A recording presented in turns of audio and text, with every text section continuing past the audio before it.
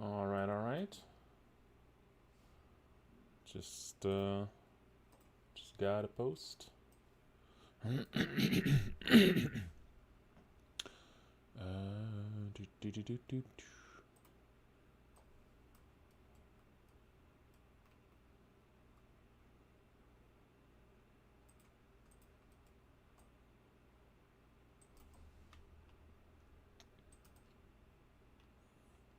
Malison, the Cursed City is a fantasy survival horror RPG published by Devolver Digital, currently in development, in which you investigate a sinister city filled with hundreds of grotesque monsters, demons, and weirdos. It focuses on exploration and atmosphere. Its main influences are both classic Western RPGs like Baldur's Gate, Japanese RPGs like Final Fantasy, as well as survival horror games such as the Resident Evil and Silent Hill series. As you sneak through the city, you encounter all sorts of strange characters, many of which you can speak to, trade with, recruit to your cause, steal from, or even attack if you so choose. You can approach this game in a million ways. It's up to you how you plan to survive. Your actions may lead to wealth, disaster, betrayal, or may even lead to uncovering some of the city's darkest secrets and the game's many hidden endings.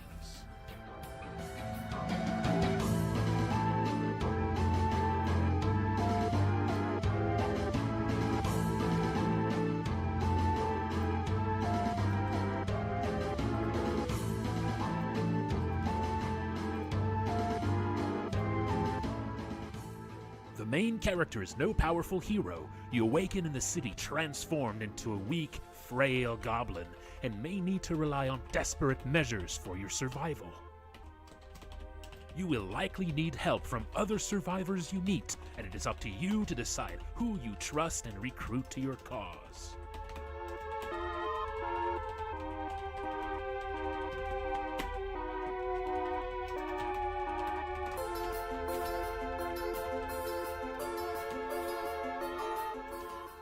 Combat is in a classic turn-based style with a focus on managing scarce resources and building unique strategies by recruiting all sorts of different party members, equipping them and teaching them new skills. Monsters move closer to you during combat, increasing the threat and tension as they begin using their more devastating attacks. You do not want them too close.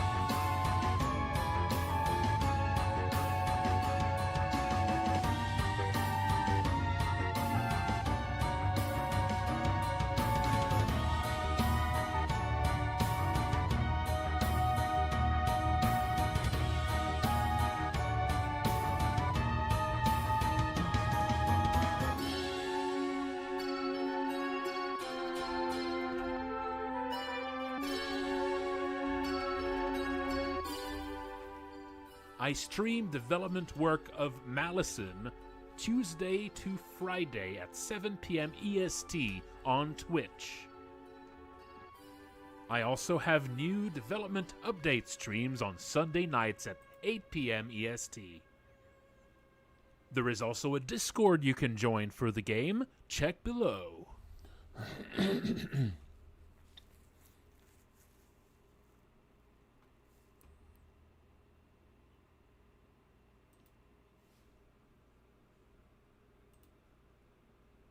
Continuing, continuing, continuing, continuing, continuing.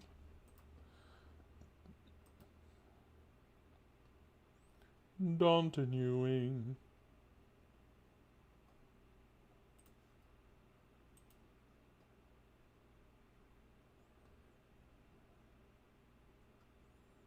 Continuing.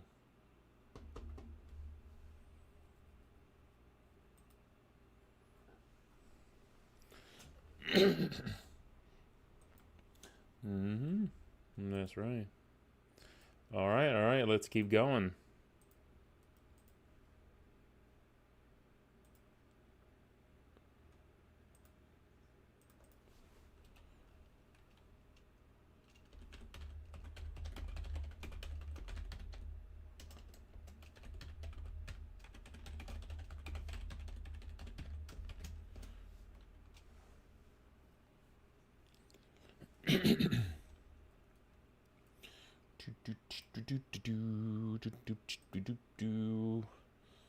I'll put some music on too. What will it be tonight? What will it be tonight?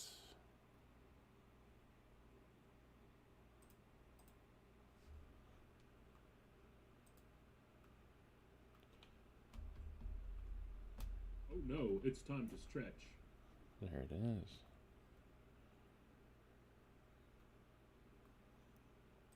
How about some yes?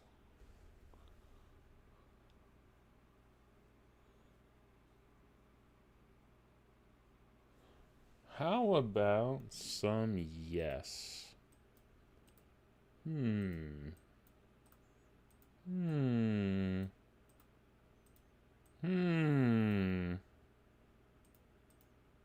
America.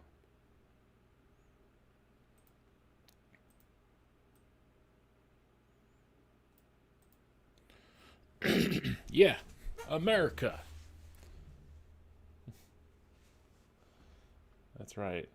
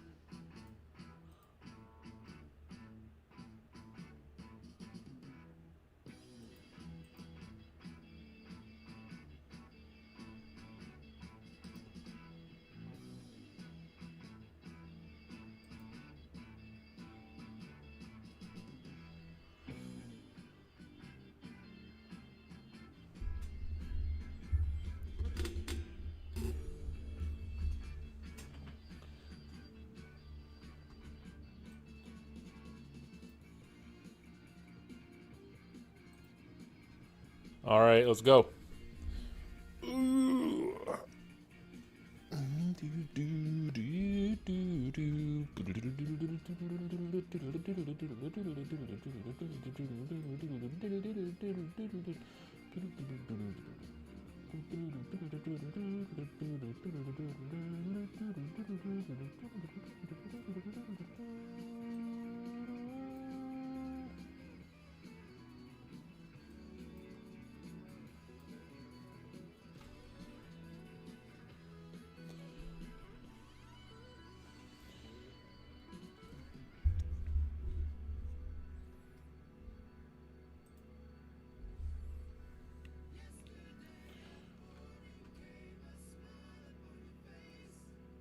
Oh yes, yes, actually I did. Zenser was. It might have been. I do like that guy's music and listen to it a lot, so I bet it was an influence. Um, so it's not like necessarily a deliberate nod to it, but he really likes that music, so it probably had an influence.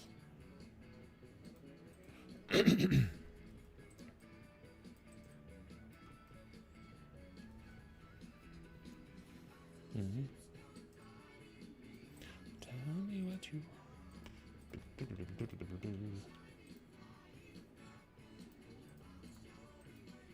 Mm-hmm.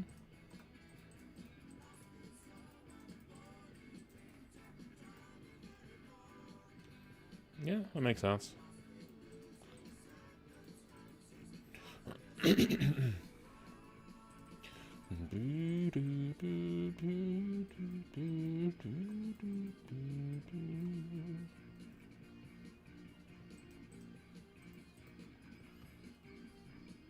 All right, let's do some basic line work on stretch face.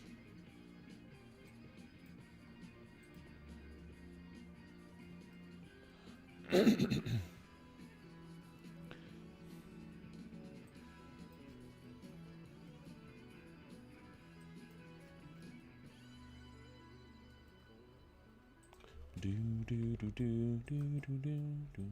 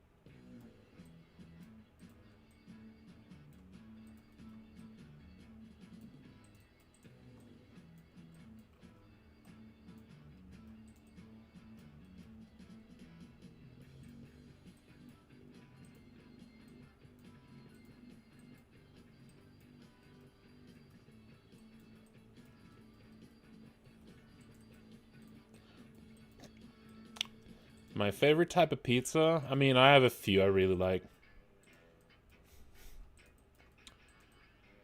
The American style, the American style crispy pepperoni kind of pizza I really like.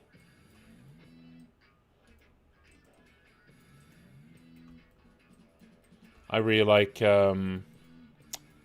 chicken and mushroom pizza. I really like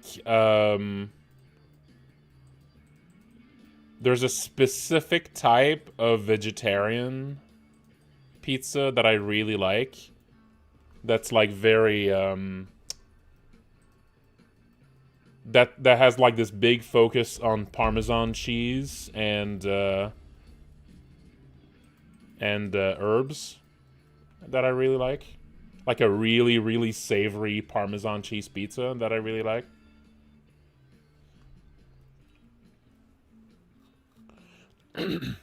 I much prefer pepperoni than salami on pizza, which is unfortunate because, as I explained before, all the pizzerias near where I live tend to be Italian pizzerias, and so because of that, even if like the on the menu, if it looks like pepperoni, when you order it, it's almost always salami. So like they're like on all of their ads on everything, you know, it always looks like American style pepperoni on the pizzas, but when you actually order it, it's always salami.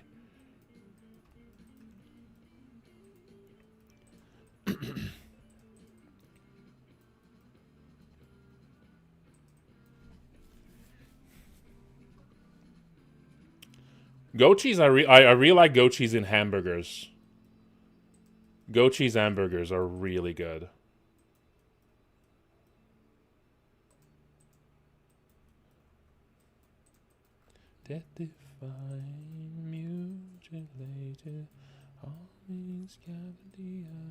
There was a burger place I went to in Montreal.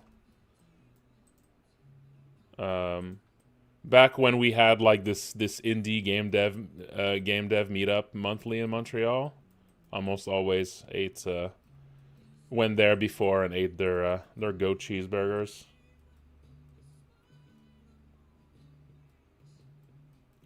Jesus palace, morning glory, see the human race.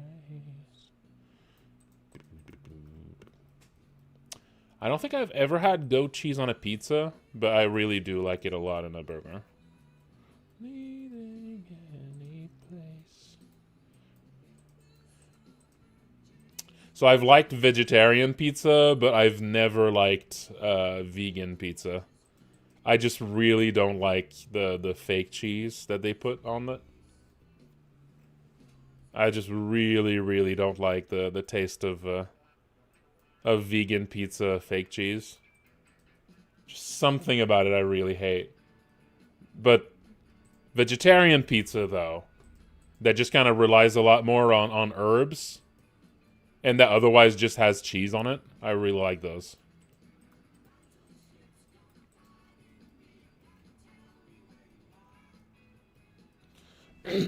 There's some vegan things I like.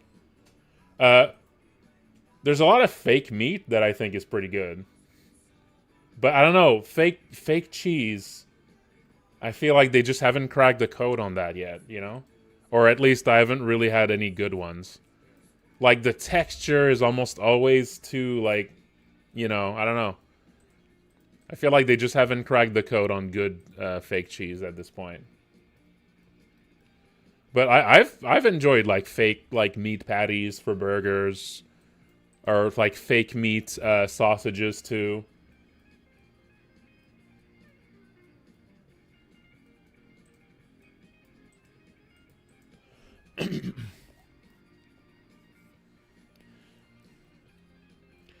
There's some I've liked.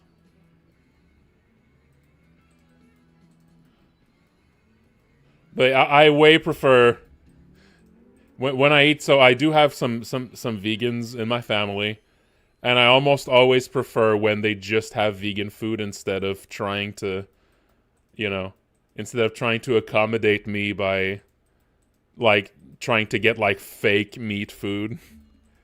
I always prefer just actual like vegan, yeah, just actual vegan meals instead of like fake meat stuff.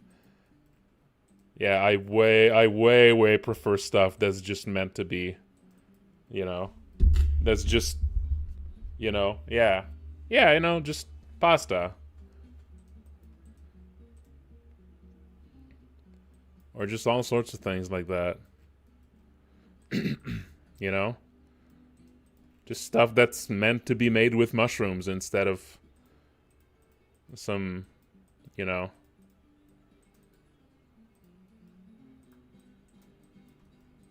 But like I said, I have been impressed by some of the fake meat.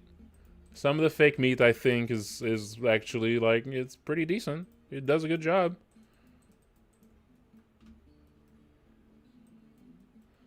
Mushroom stroganoff? No, I never tried that.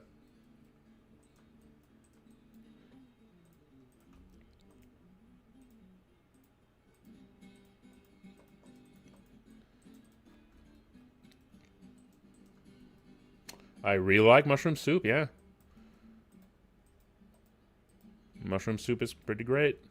Although usually mushroom soup is like a mushroom cream, so there's usually gonna be some dairy in there. But I'm sure you can try to replace that.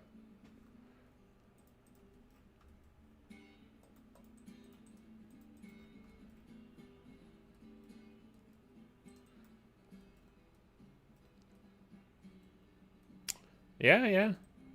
Yeah, Indian food. But there's a lot of really good savory options that don't involve meat at all.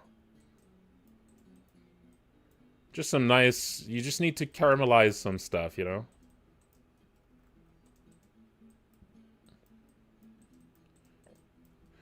Just some nice caramelized onions go a long way. Yes, rusted Brussels sprouts. That's the good shit.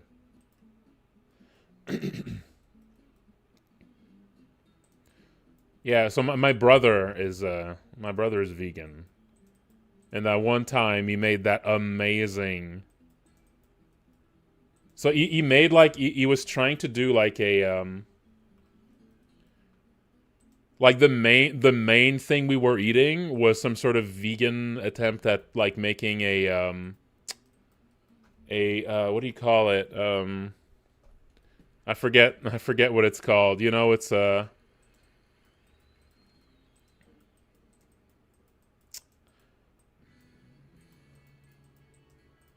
it's beef in puff pastry. I forget what do you call that again.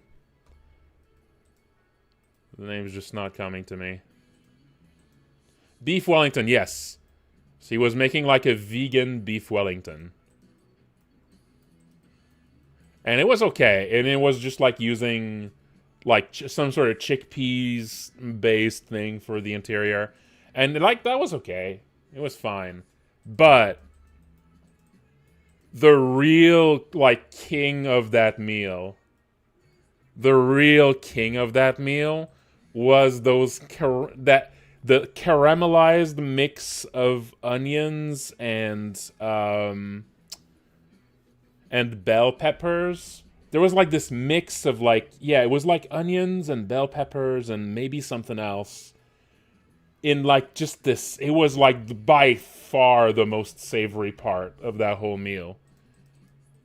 I could have eaten a thing of just that. That was so good. The flavor on that was insane.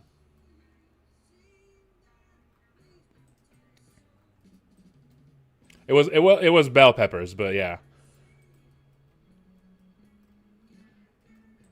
Yeah, it was very caramelized. It was almost like a goo. And man, that was so good.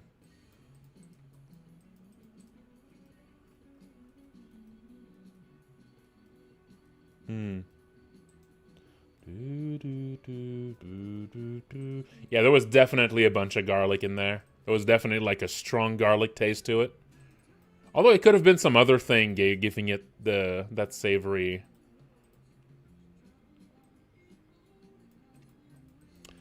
Yeah, I think there might have been some sort of cabbage in there too. Like I know there was something else. It wasn't just onion and bell pepper. I know there was something else in there. It might have been like, yeah, some sort of.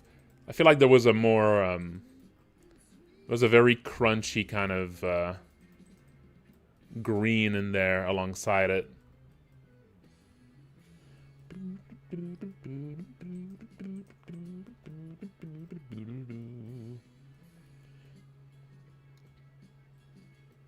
I don't know.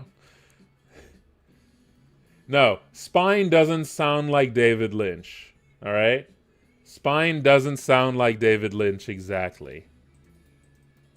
Spine has the kind. I was imagining Spine with the speech patterns of a character that David Lynch portrayed,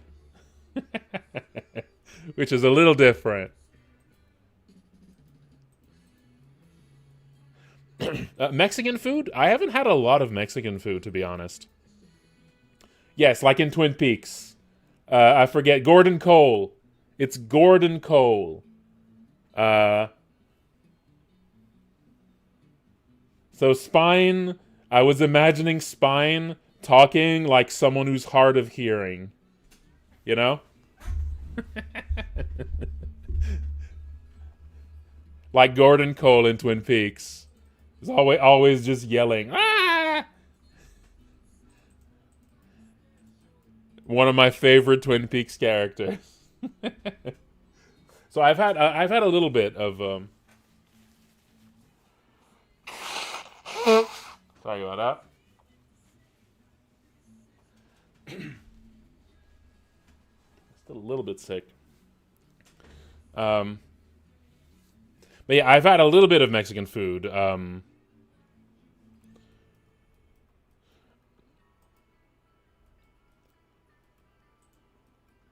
But yeah, not much of it. I went to like a fancy Mexican food back in Toronto at one point. And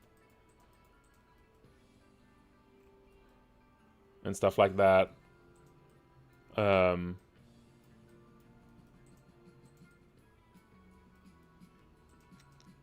But yeah, I haven't had a lot of it yet.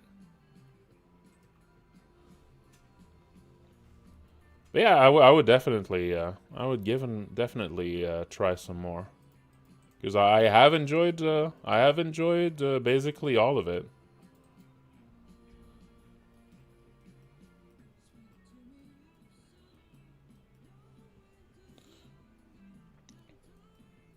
Hmm.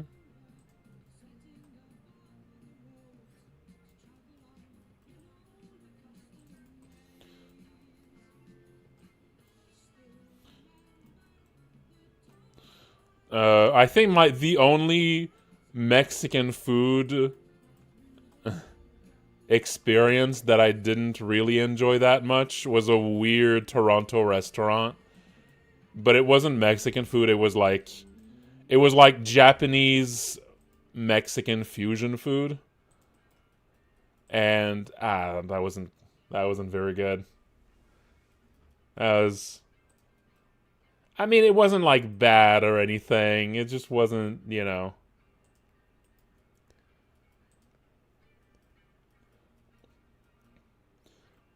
it kind of felt like a gimmick place. It felt a little gimmicky.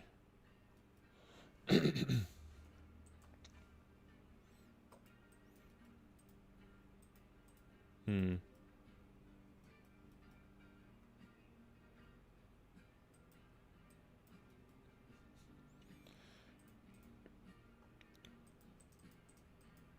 Oh, I'm sure there's got to be some really good Mexican restaurants in Montreal.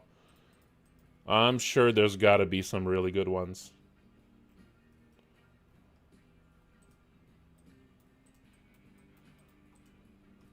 With Montreal, generally, you're gonna have at least one really good restaurant of basically any nationality.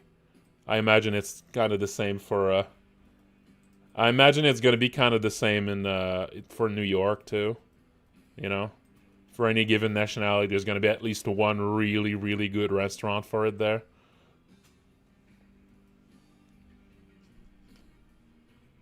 Hmm.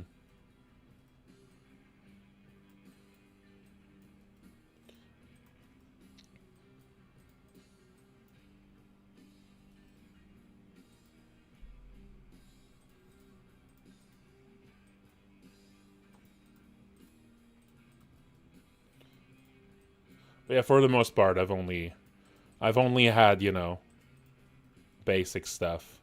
I've never even been to the stereotypical bad American fast food version of Mexican food. I've never eaten at Taco Bell, not even once. There just aren't really Taco Bells in Quebec.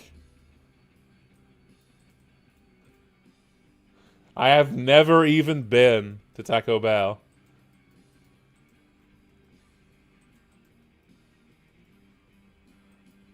That's right. God, I gotta have that Taco Bell.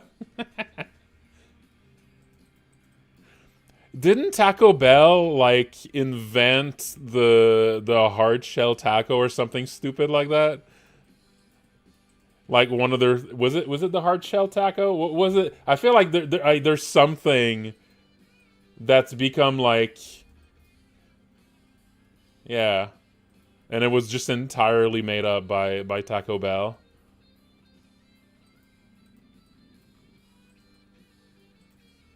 But that might be one of those things that they claim, but isn't really true too.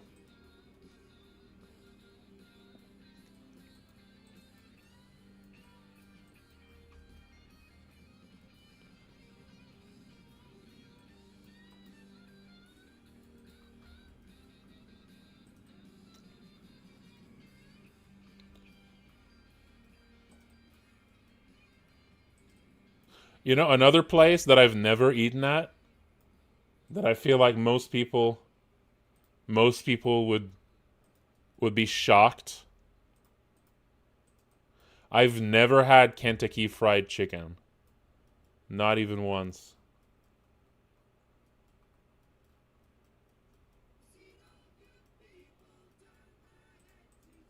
Never happened. Never had Kentucky Fried Chicken. And there are a lot of those. There are a lot of those in Quebec.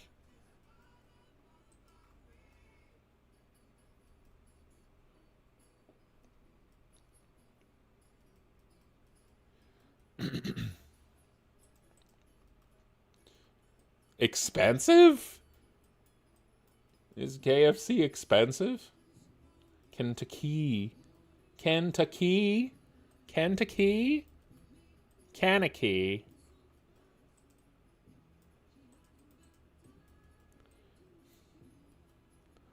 Kentucky.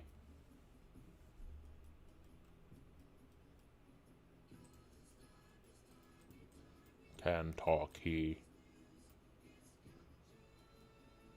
Ken talk e. I'm saying it right. I don't understand.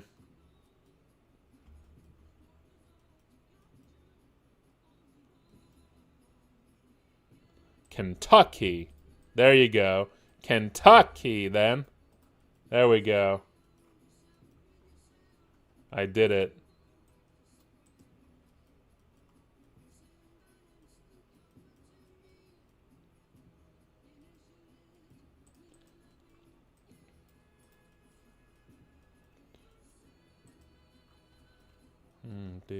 Do.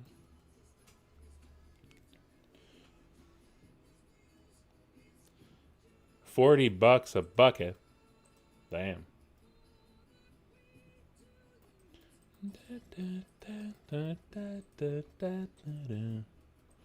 And all we are saying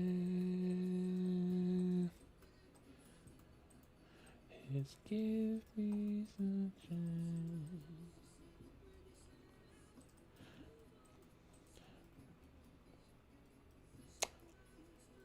I've had Popeyes a few times. I've never had Cane's.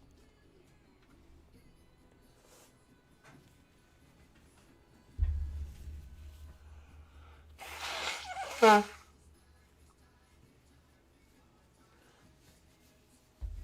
of my favorite chicken is Portuguese chicken. I really, really like piri piri Portuguese chicken. Big fan of that.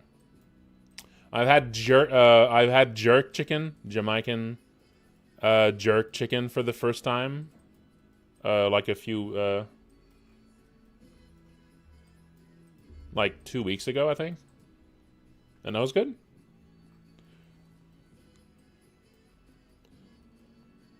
It was just very savory, very dry textured chicken. That was good.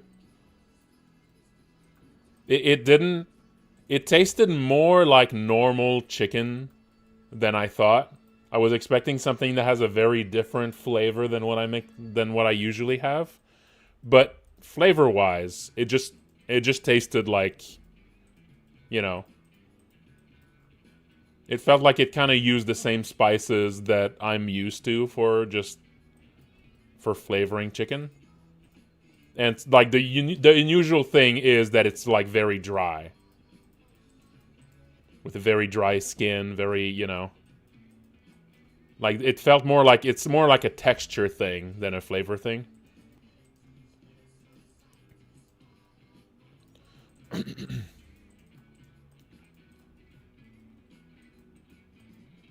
At least with how it compares to how I'm used to chicken.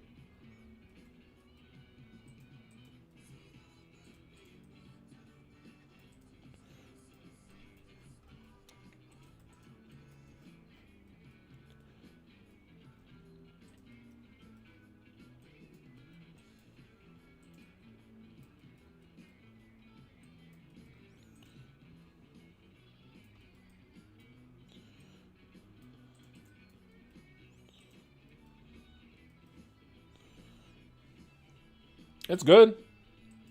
Like it's a good, very savory chicken. But yeah, it's not as different as what I was expecting. It's like when you first have piri piri chicken, if you've never had that before, like the flavor profile of it is very unusual. It's very different. You know?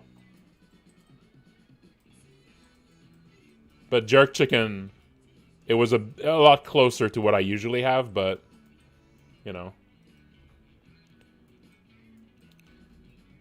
Yeah, texture-wise, it felt very different.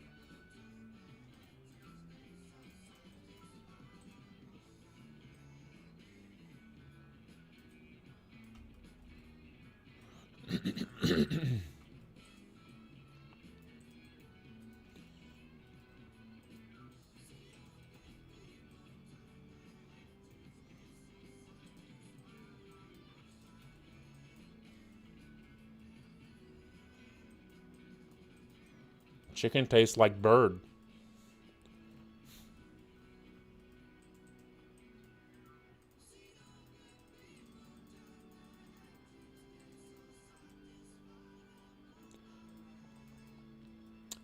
Well,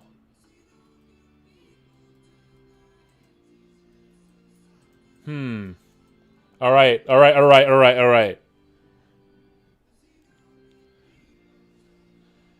Chicken tastes like artichoke dip. There you go.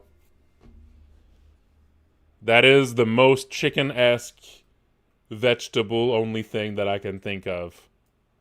Although I think artichoke dip usually has Parmesan in it. Artichoke hearts is probably gonna. Artichoke hearts are usually very sour because they're usually gonna be like, you know.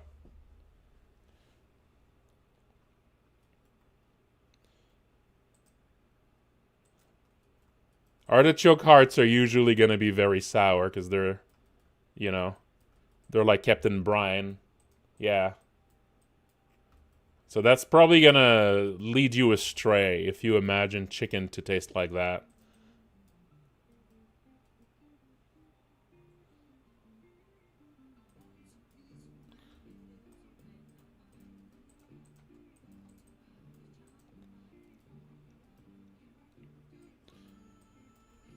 Artichoke dip is very good. Anyone here who hasn't had it? It tastes like chicken.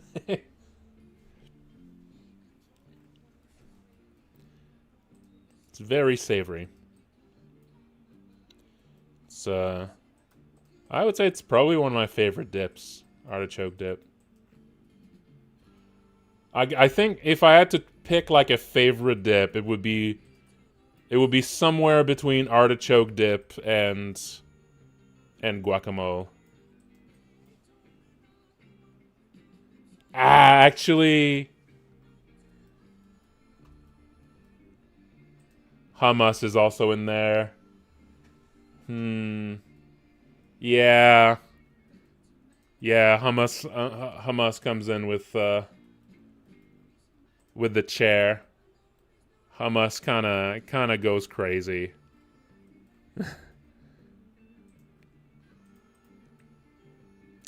I don't know if I like hummus or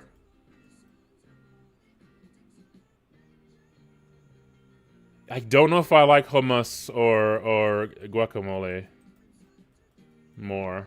I feel like those two are sort of big.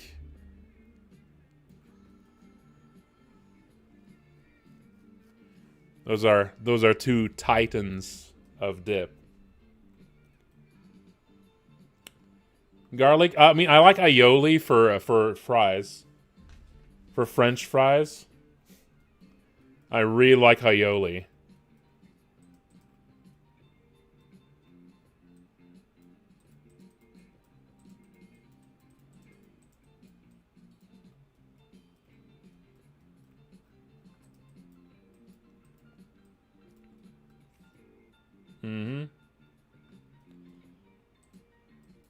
I was never into vinegar on French fries. But I really like mayo or aioli on fries. That's the Belgian approach to French fries, which is what I've been told.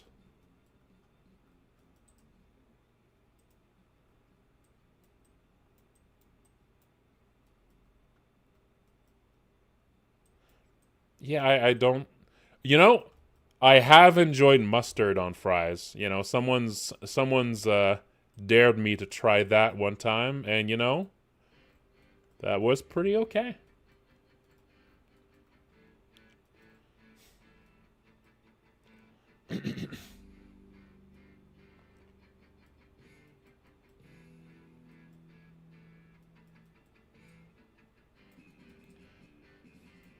I mean, I'm generally a mustard fan.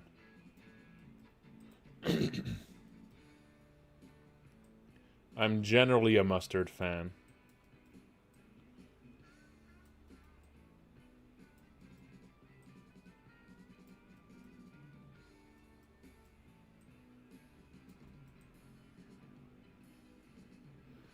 Some of my favorite things are very mustard centric.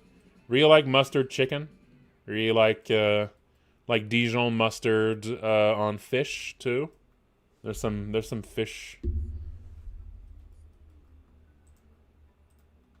like salmon with Dijon mustard is pretty good. Dijon mustard chicken is really good. I like honey mustard. I like honey mustard on sandwiches. I've enjoyed that on sandwiches from time to time.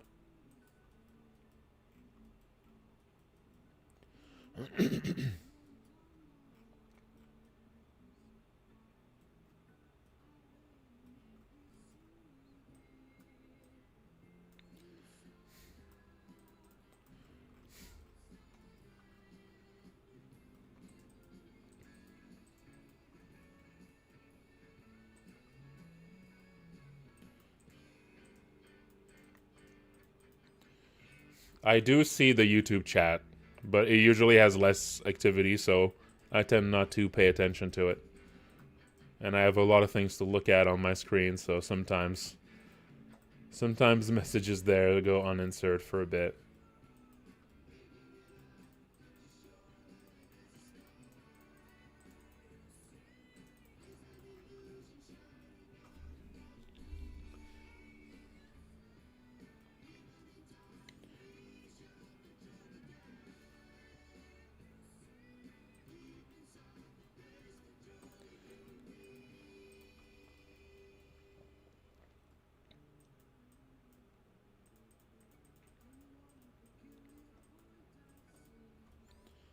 I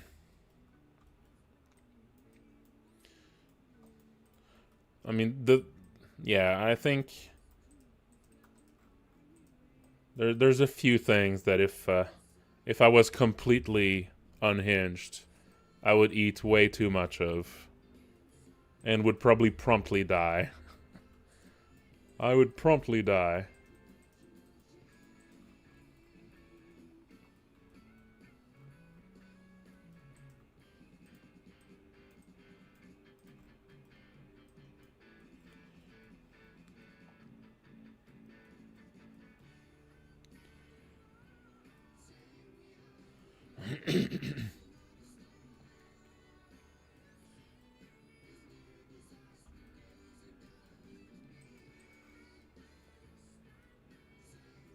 Fondue is definitely one of them. Yes. Yes, Swiss fondue. Yeah. If I had easy access to eating like Swiss fondue every day, I think I would last like a month, and I'd die. I would probably get sick of it, to be clear. I don't. That has such a strong garlic taste to it that I feel like I couldn't actually eat that every day. I only think that because I eat it, once every 2 months. Once every 2 months, for a moment, I think, man, I could eat this every day. But, probably just even eating it like 3 times in a week would probably make me sick of it. But man, Swiss fondue, when it's some real good Swiss fondue too, it's got to be the good. It's got to be the good kind.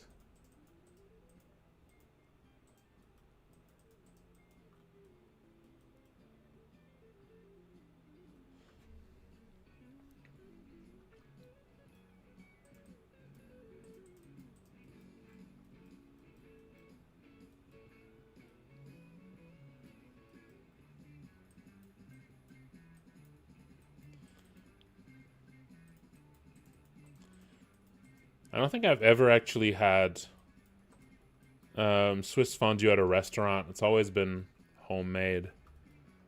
I guess I don't really trust restaurants to do it right. I just presume it's going to be bad if I order at a restaurant. I just expect to be disappointed. So I never actually gave it the chance whenever I saw it in a menu. It's like, in my mind, there's certain things restaurants do well, and fondue is not on that list. Unless it's like their specialty.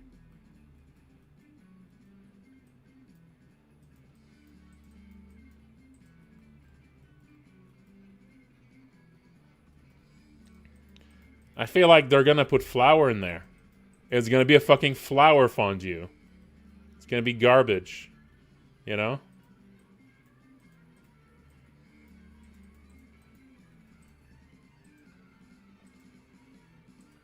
It's gonna be garbage. It's gonna be a flour fondue.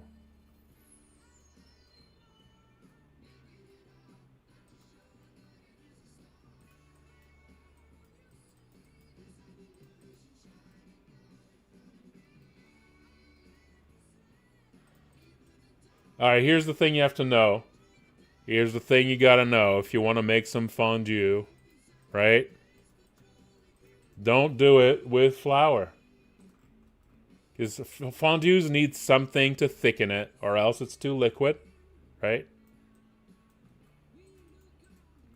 And you have two choices. It's either 2 entire cups of flour, 2 entire cups of flour to thicken it, or like a quarter cup of cornstarch. 2 entire cups of flour or a quarter cup of cornstarch. Yeah. If you go for the flour, the fondue tastes like shit.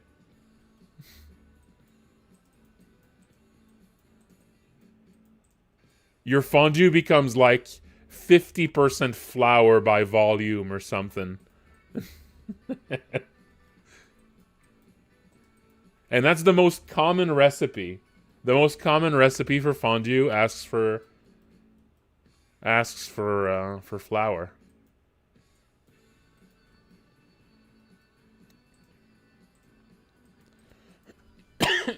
Don't do it.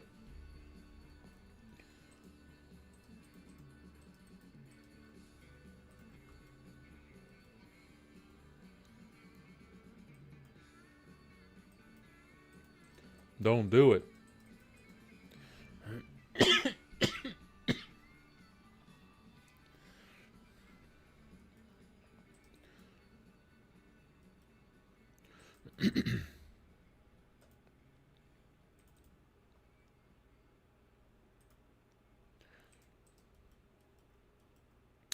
Potato starch probably would work. Yeah, ideally it's something. It's you go for something with a very neutral taste. Cornstarch, I imagine, is used because, yeah, it doesn't really taste like anything.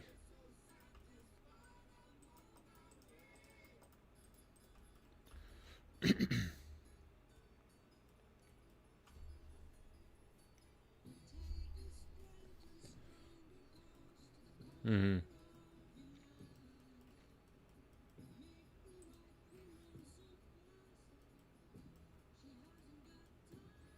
Chocolate fondue is real good. You really want to have bananas for it. I feel like nothing beats bananas for dipping into chocolate fondue. Some people really like strawberries for it, but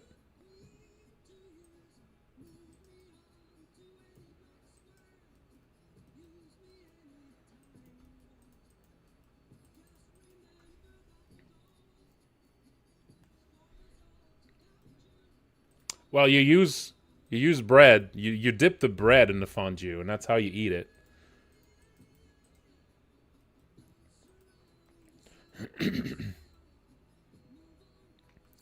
Now, if you can't have bread, I think, yeah, if you can't have bread for various reasons,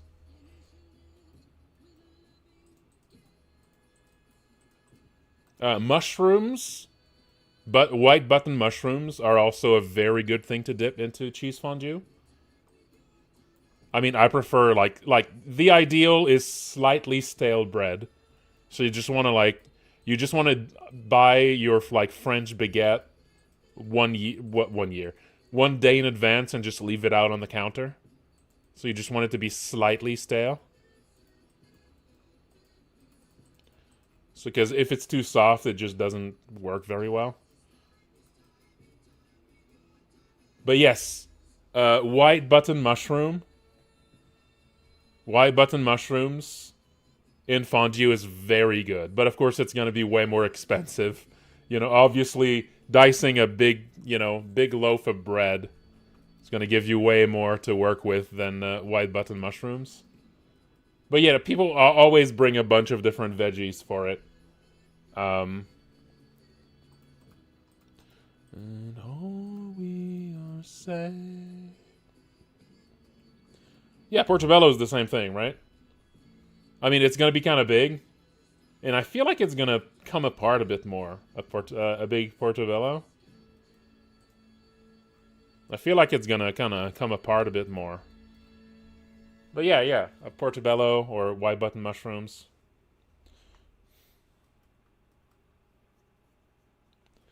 Yeah, that goes very well for dipping. Oh, I think it's... Oh, yeah, these are the... Hang on. Let's skip the fragile.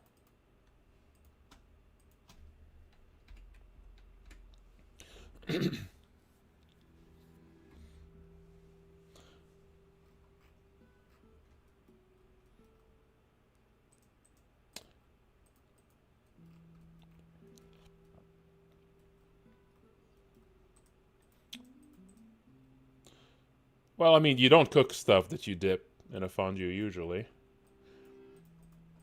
There's also the hot pot. The hot pot's another fun thing which in Quebec we call that Chinese fondue. I don't know why we call it that. The hot pot is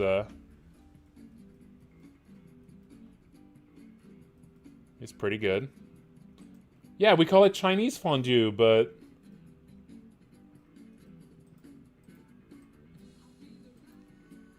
I mean, you know, it uses a lot of the same utensils as fondue, right?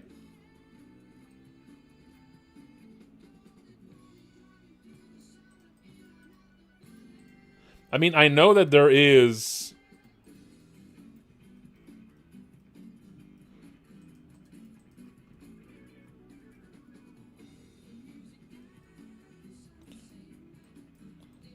I mean, I imagine those things got a bit less popular since COVID. It's one of those things, one of those many things COVID took away from us.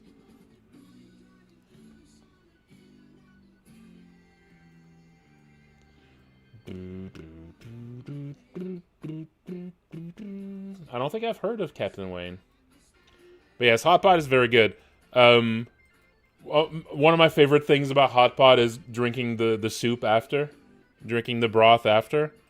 But sometimes you buy if you buy like hot pot mix, sometimes it's just so salty that the broth you get at the end is just basically inedible. The last 2 times I did a hot pot, that was the problem. It was just way too salty. The broth that it created was just completely inedible. The best approach is to just actually use like a broth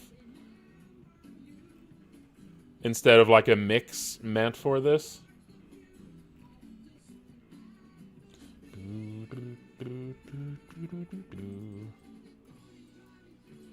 But yeah, I think I had the Japanese version of that. There was this Japanese steakhouse that we went to at the last Toronto Game Jam that had like basically that had like this hot pot on your plate. I forget what they called it, but that was really good. It came with some Wagyu beef too, which that was the first time I ever tried a tiny piece of Wagyu beef. That was really good.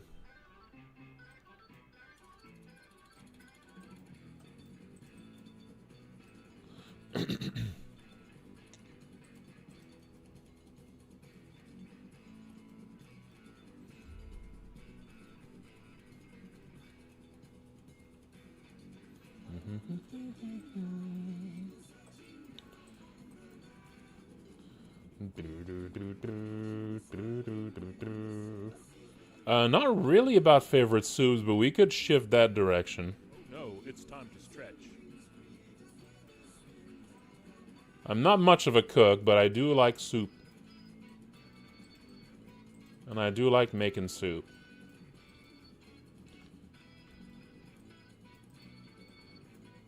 I do like improvising a soup from whatever leftovers are in the fridge. There's just something very fun about that.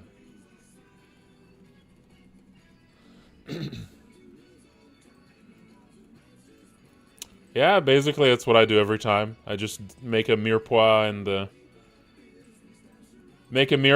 just put a whole can of tomato juice in there, and then just start tossing in whatever leftover veggies or meat I have.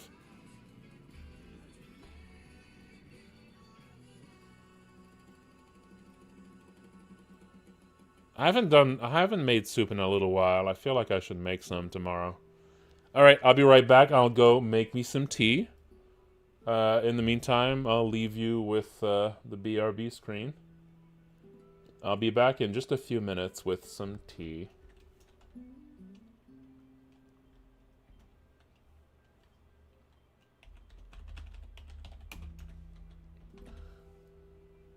I quite like stew.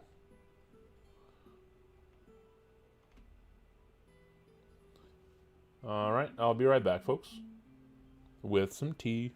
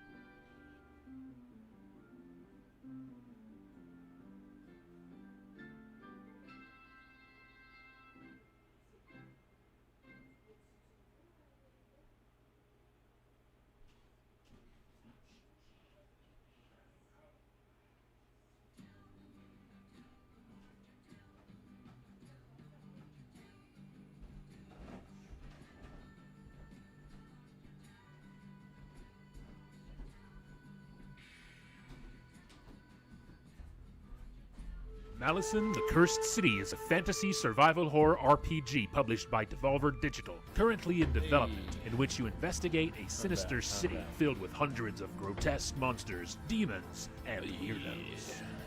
It focuses on exploration and atmosphere. Its main influences are both classic Western RPGs like Baldur's Gate, Japanese RPGs like Final Fantasy, as well as survival horror games such as the Resident Evil and Silent Hill series. As you sneak through the city, you encounter all sorts of strange characters, many of which you can speak to, trade with, recruit to your cause, steal from, or even attack if you so choose. You can approach this game in a million ways. It's up to you how you plan to survive. Your actions may lead to wealth, disaster, betrayal, or may even lead to uncovering some of the city's darkest secrets and the game's many hidden endings.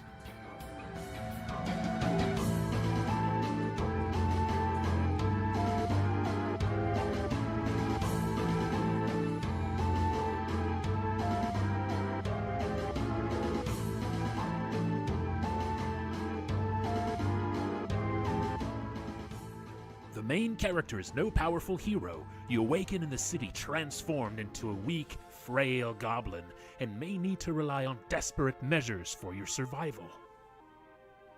You will likely need help from other survivors you meet, and it is up to you to decide who you trust and recruit to your cause.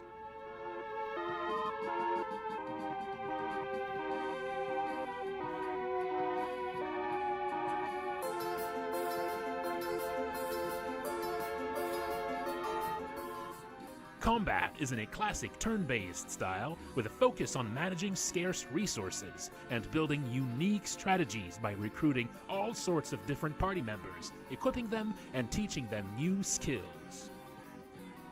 Monsters move closer to you during combat, increasing the threat and tension as they begin using their more devastating attacks. You do not want them too close.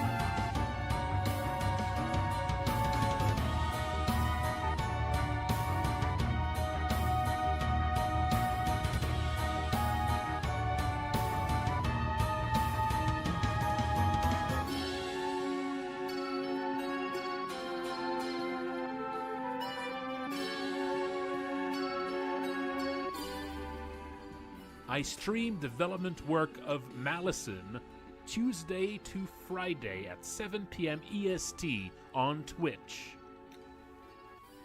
I also have new development update streams on Sunday nights at 8 p.m. EST. There is also a Discord you can join for the game. Check below.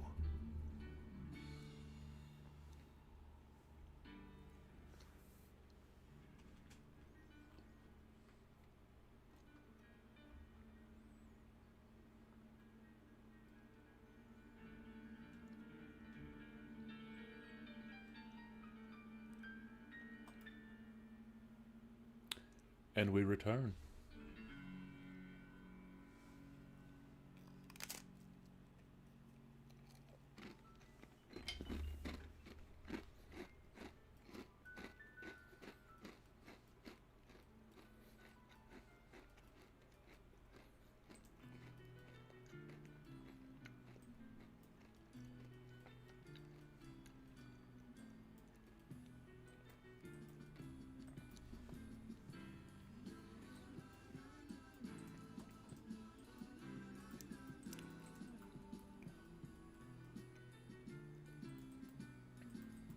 We were talking about our favorite things to eat.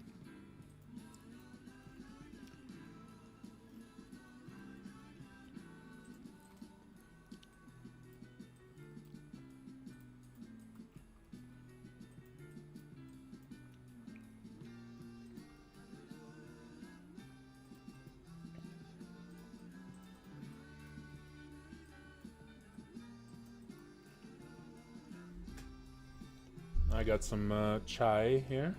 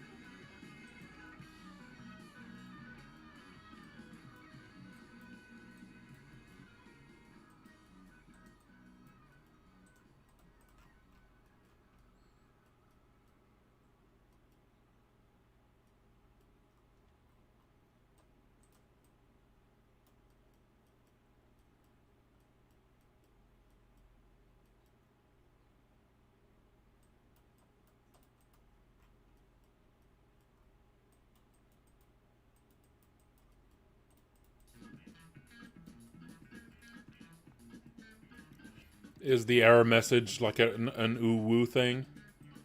You know, is it doing that thing that really annoying thing some sites do when there's an error and it's like, oh no, ooh, ooh woo.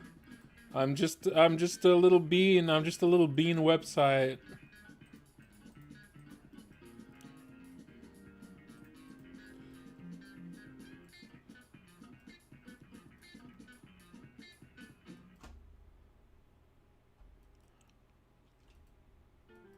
Whoops. Ooh, I really buffed this one. Oh. I really fucked that one up. Ooh.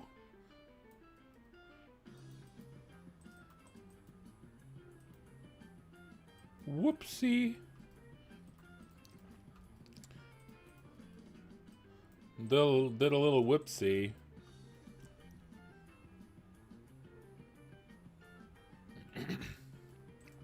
I will, yes. Usually when I finish a game, I watch a bunch of stuff about it. To me, that's just like part of the experience now.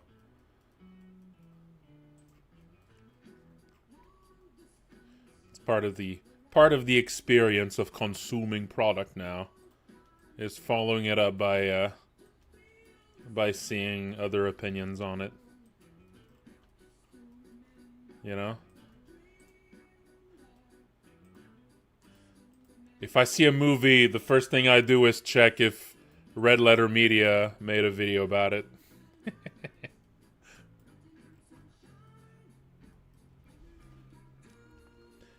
Yeah. It's just part of the... It's part of the ritual now.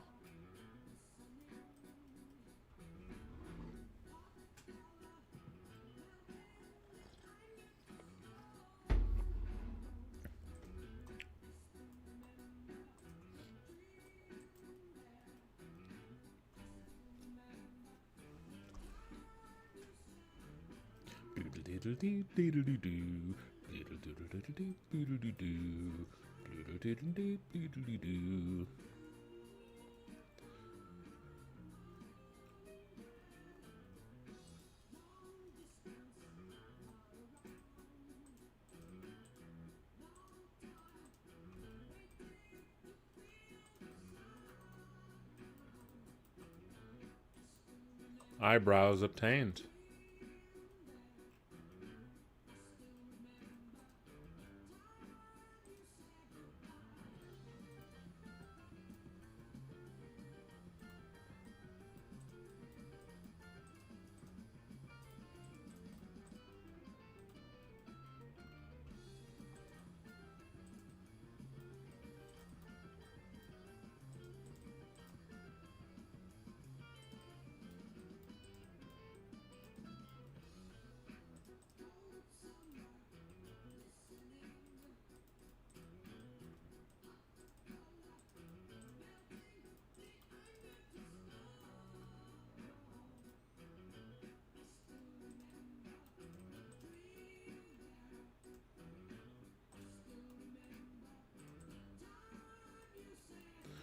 I get errors whenever I go on Tumblr. There's a really annoying one where it just keeps giving me error messages even when I'm not posting anything. Like every 30 seconds, an error message pops up. I don't know what causes it. It's super annoying. It's probably made me like do less stuff on Tumblr. It's just a persistent error message just keeps popping up.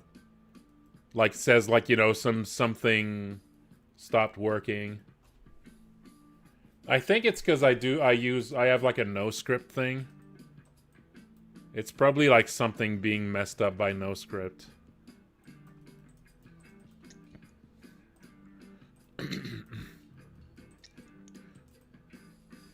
It's probably something messed up by no script.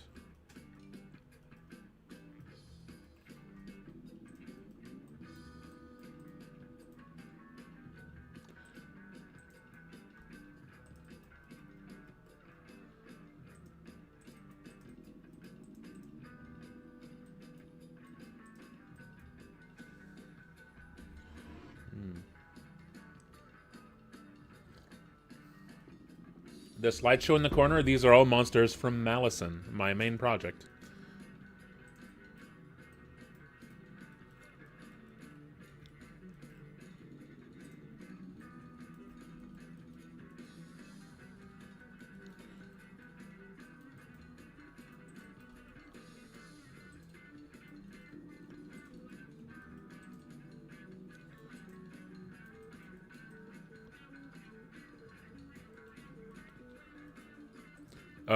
For like 8 years or something.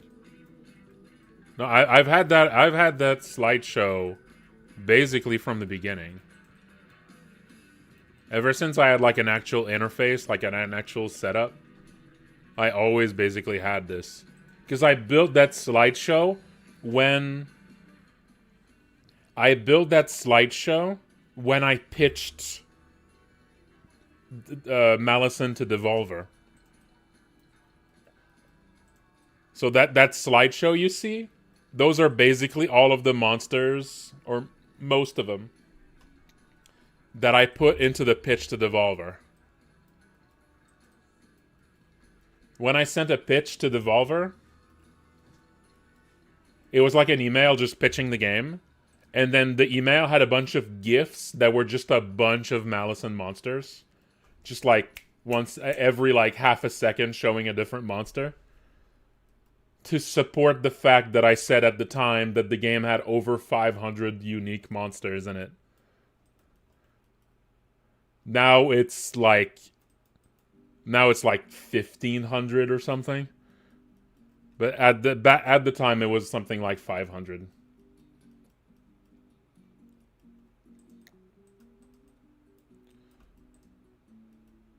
Actually, I forget. What was the count? What was the count back then? I should be able to find that email. I'm still using the same address, so.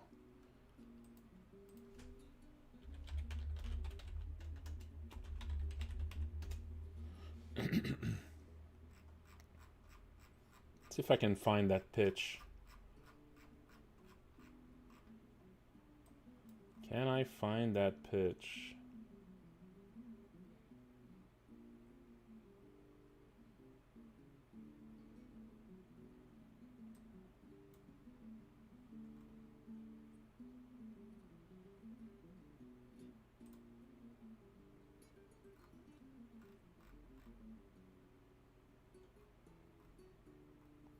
Well, okay, I sent it to a few publishers back then. I don't want to expose people's email addresses though. Let's see. Is there any? I don't think you actually see the email addresses in this shot. Yeah, okay, you don't see any email addresses here.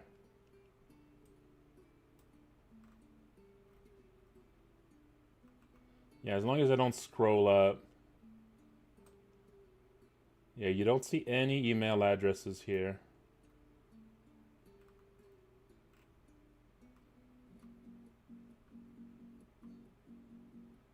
There we go. So yeah, I'm developing the Cursed City of Malison. Working title is survival horror game. I have a playable demo here. This was like 10 years ago that I sent this email. Explore mysterious cursed city, fight grotesque abominations that creep closer and closer to you in battle, and an unusual survival horror take on the RPG genre. More than 400 strange monsters.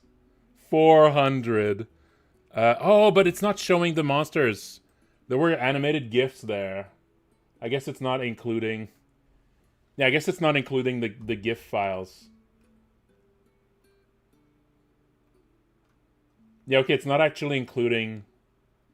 It's not actually including the GIF files here. But yeah, I had put just a bunch of these, like... Yeah, these GIFs that just showed a bunch of different monsters.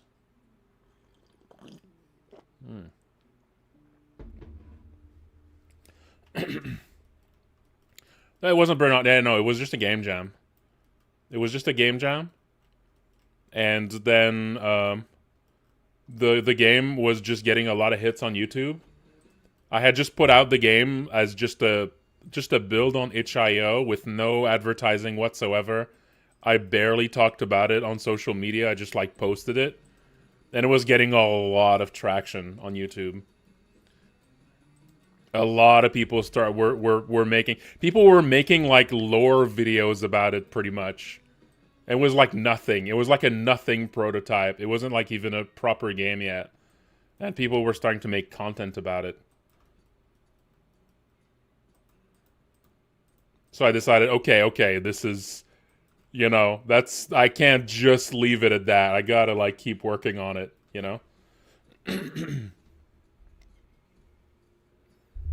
Well, thank you.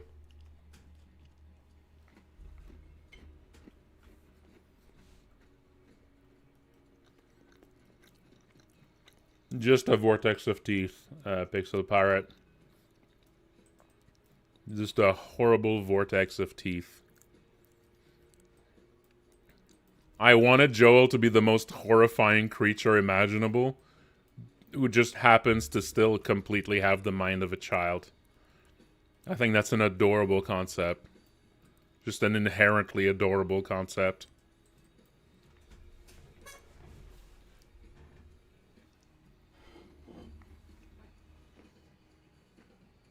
Mm-hmm.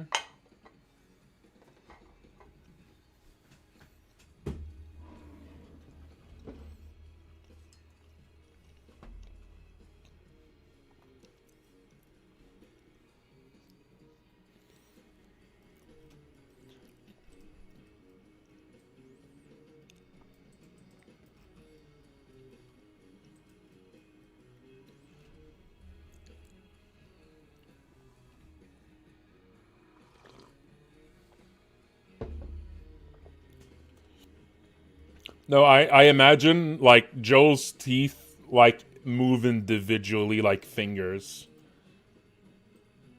Basically, whatever take on it is the most horrifying looking should be the one to go with, you know? The contrast between what he looks like and how he behaves needs to be the highest possible. So he just has to look absolutely horrifying.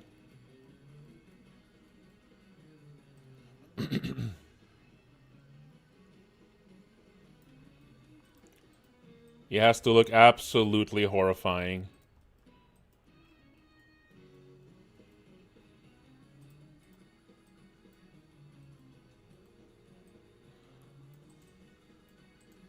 Joel's teeth moving like fingers is actually something described in the game. I mean, it's a pretty hidden interaction, but still.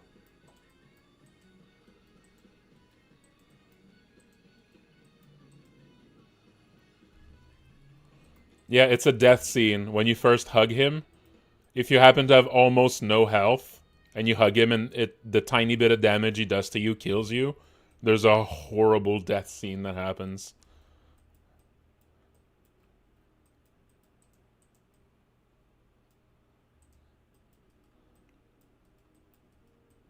I'm pretty sure that's the only part that describes exactly what it looks like when Joel eats something.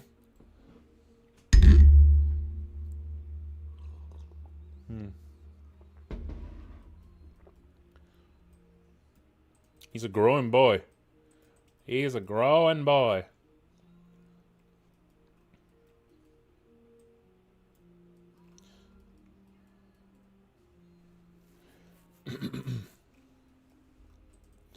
But yeah, whatever interpretation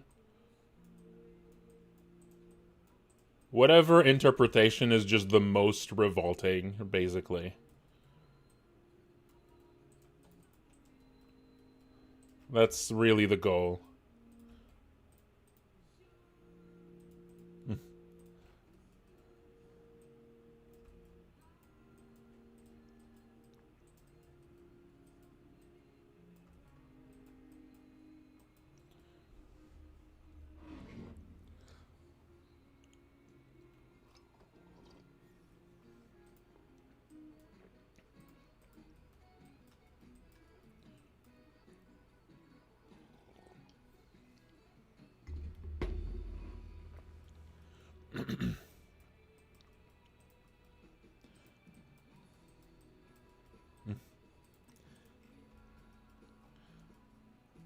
Yeah, adding more death scenes would be fun. Adding more death scenes would be fun. It's true that there aren't that many.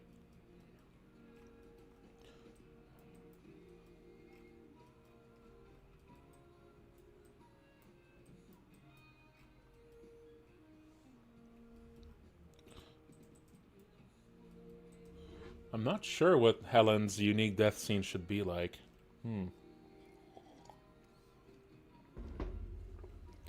I'm not sure. I feel like the death scenes usually need to be something bizarre. And not just... And that moment feels like Helen would just kill you. You know?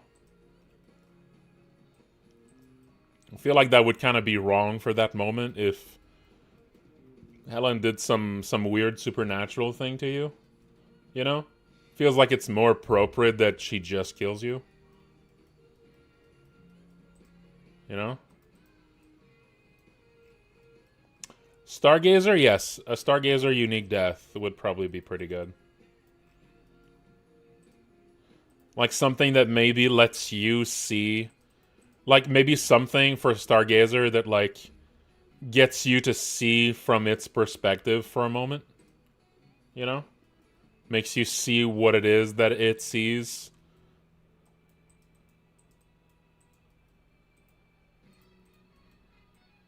Makes you understand why it's doing all of these things.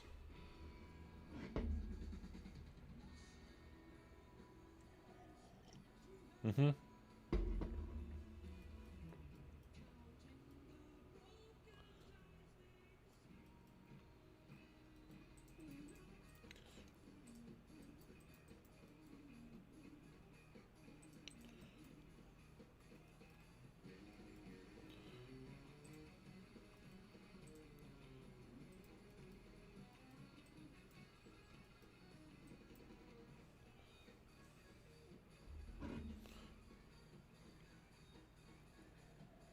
Mm-hmm. Yeah, some hidden deaths might be fun. That would definitely be the kind of thing where... That would be the kind of addition that I wouldn't mind doing. Because it's not really the kind of addition that risks bloating the game, you know? Because that's where I need to be careful now. There's a lot of... You know, there's a lot of content in the game now. There's already, like, enough content that it's very difficult to see everything in a single playthrough, which I don't mind too much. But to me, the fact that now we've reached the point where it's difficult to see everything in one playthrough, to me that's like the sign that, okay, it's time to slow down on adding content. This is where, like, there's a more and more serious risk of bloating, you know? You gotta be careful. Gotta be careful. But yeah, unique special deaths, those aren't really... Those don't feel to me like there's a big risk of bloat from those. Those are just little details. You know?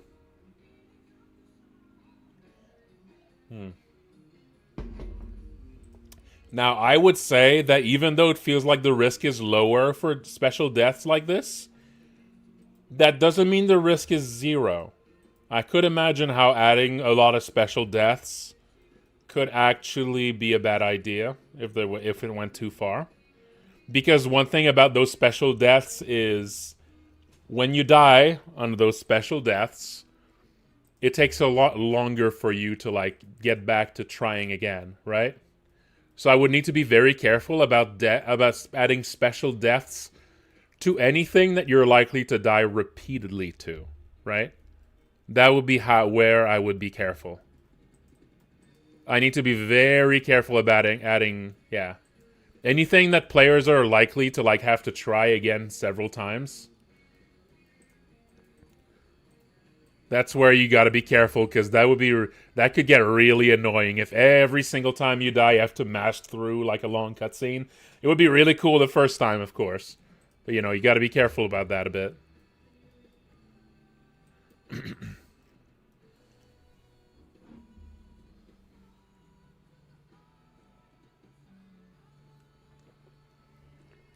I'm actually pretty okay with the current length of the game versus like the number of days you have versus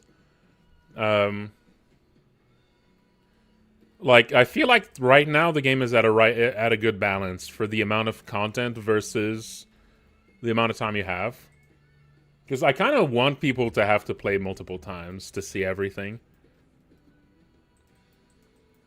And right now it feels like you can actually see most things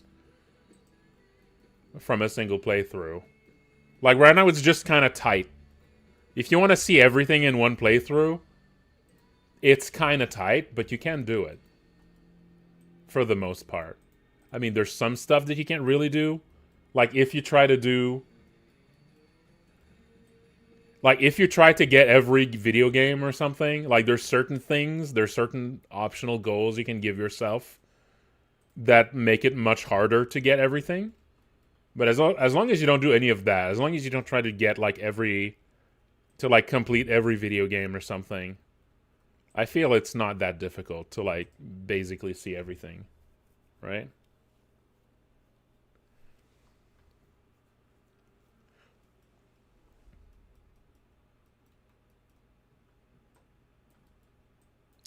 All right, here's an idea for a Helen death.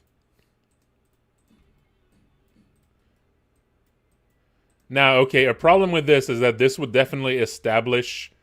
A problem with the idea I'm about to say is that this would like establish canon about exactly what Helen does, about her nature as like a serial killer,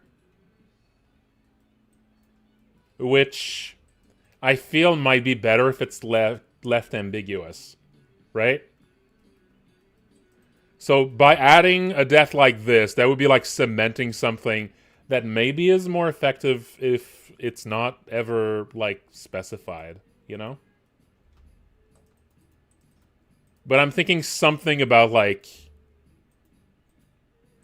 I'm thinking like something about her like cutting you, but essentially like chopping you in half with the giant pair of scissors, and then essentially using your like severed torso in the same way that people like replant parts of like fruit plants. You know, what's the English term for that? I forget. You know, when you like you cut like cuttings of trees, grafting, pruning, yeah, that would basically like replant you and like made the yeah stuff like that. I feel like that would be pretty good. That would be a really fun. That would be a really fun, weird fucking way that she could kill you. Now, this isn't like an idea I've had in mind for what Helen does with her victims for a long time or anything. I literally just had that idea now, you know.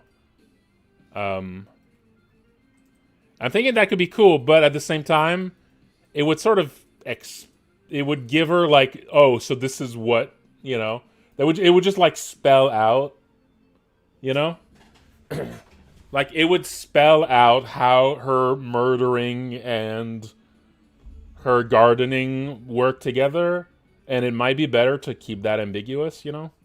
I don't know.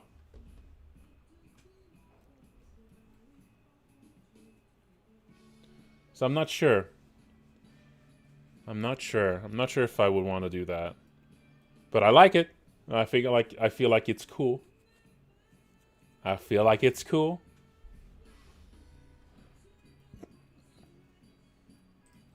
But yeah, I have some you know,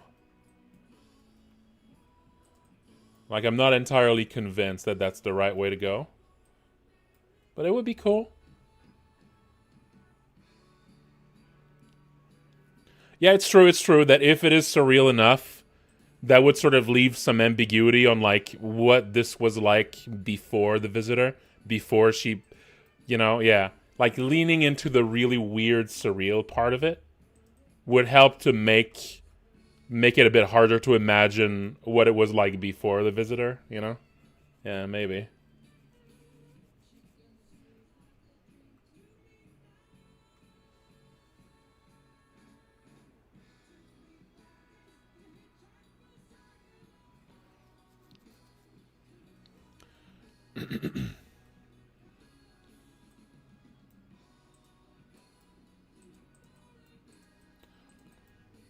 That could get really gnarly too, you know. Imagine if, you know, you're still very aware and she basically starts treating you like a, you know, like a bonsai tree,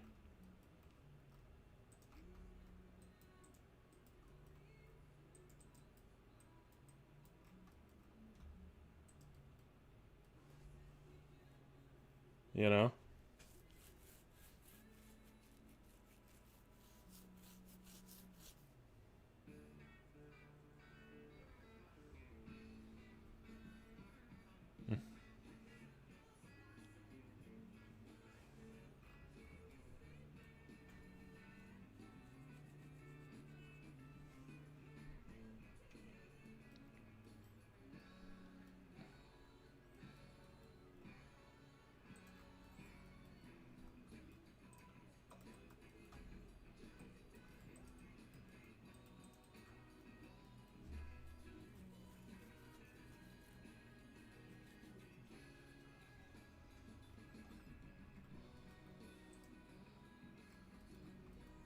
Yeah, Joel is bringing some comic books. He's bringing them some comic books.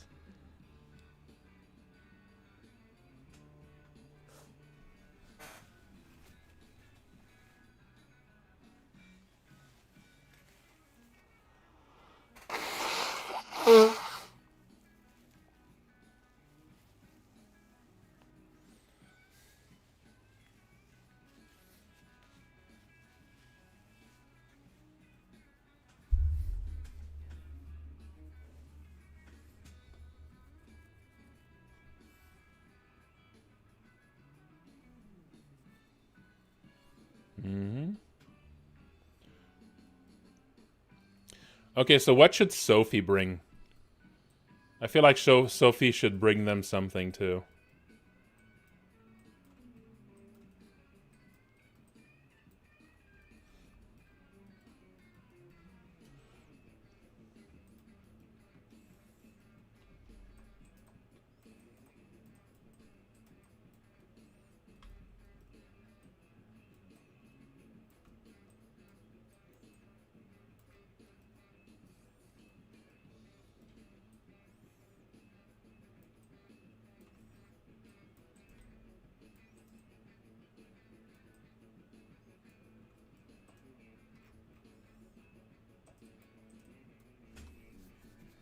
Board games, yeah.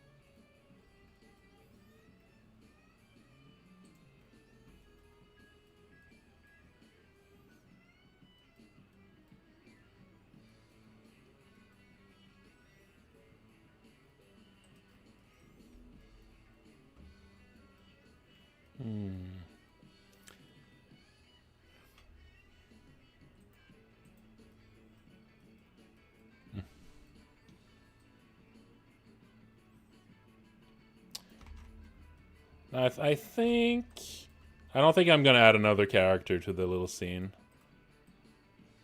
So I'm not too sure where I would put her.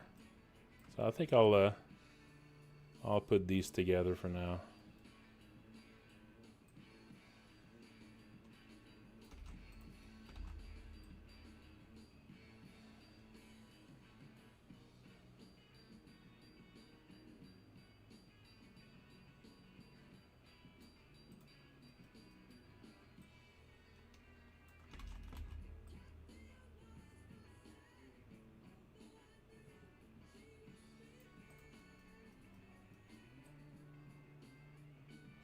And I'm empty and aching.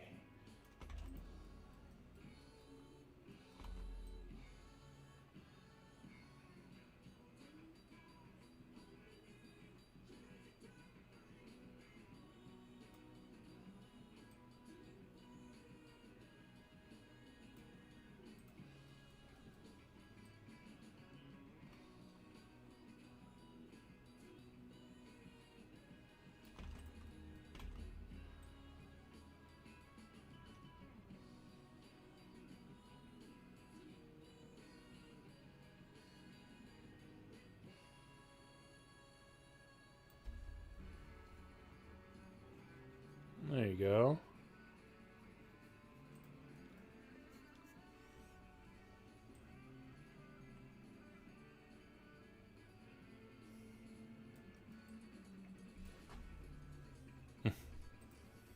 There you go.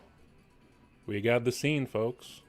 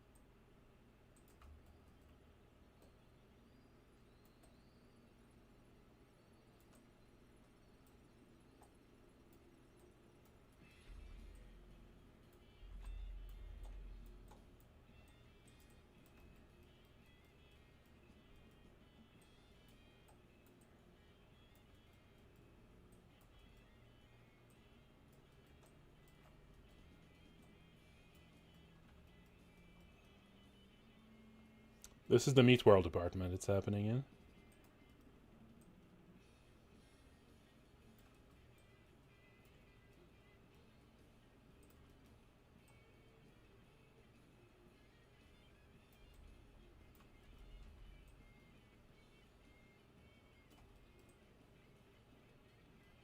Yeah. You know, this was inspired from the this was inspired of that AMA ask.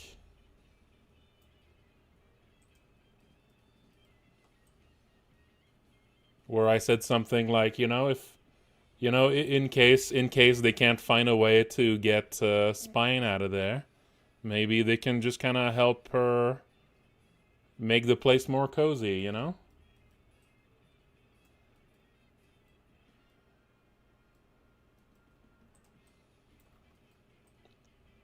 You can just help her make the place more cozy.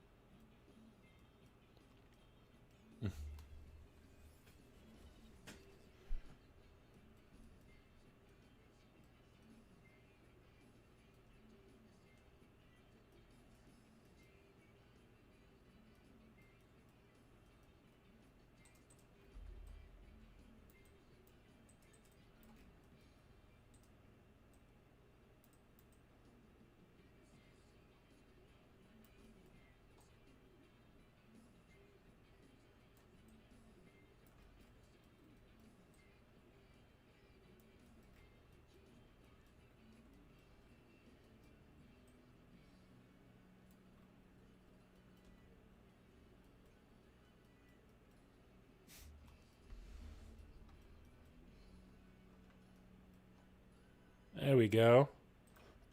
We got the scene, folks.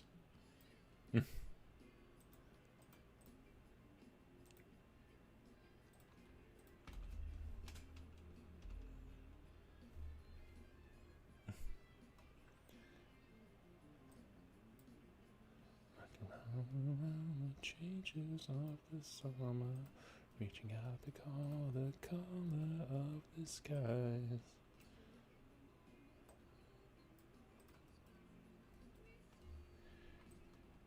Getting over all the time I had to worry, leaving all the changes far from far behind. There we go.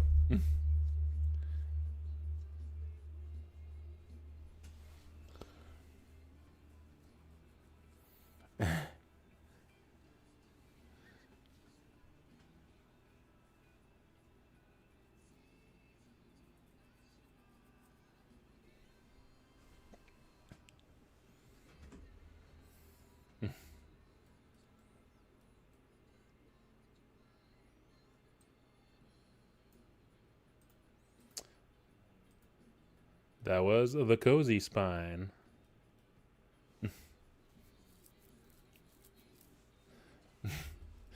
All right. that is gonna be it for tonight's stream, folks. That was fun. That was fun to do.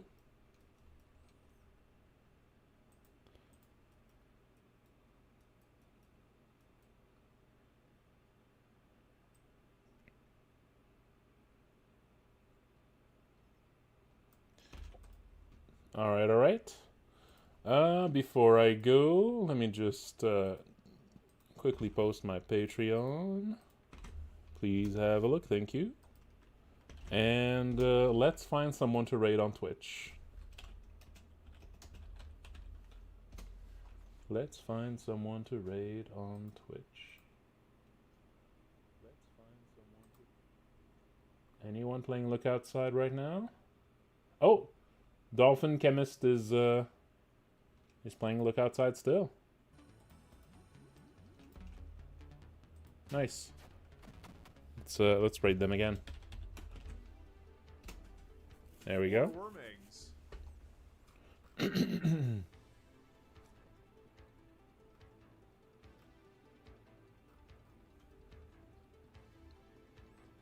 All right. Thank you all for watching, folks, and take care.